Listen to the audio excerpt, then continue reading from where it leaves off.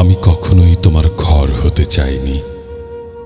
চৌকাঠে যখন তোমার পায়ের ছাপ ছুঁয়ে যায়, তখনই আমি ঘুম থেকে জাগি। আমার সমস্ত হাড়ের শ্যাওলাগুলো প্রাণ পায় ধুমায়িত ধুলোর স্পর্শে। যদিও কখনো ফিরে দেখনি আমার দিকে, তবু আমার চোখ সুগন্ধি আতরের মতো ছড়িয়েছিল তোমার ঝুপঝাপ কোঁকড়ানো চুলে। মুগ্ধতাগুলো বটের পাতার মতো প্রতিদিনের অভ্যাস বশত ঘিরে থাকে তোমার বারান্দা আর উঠানের মালতী কুঞ্জে।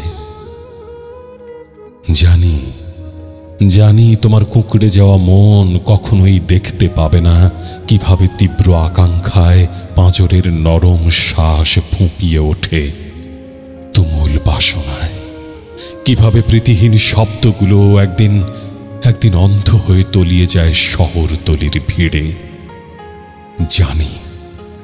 জানি শূন্যতা মানে একটি মেঠো পথ, আর মৃত্যু একটি দীর্ঘ ঘুমের নাম।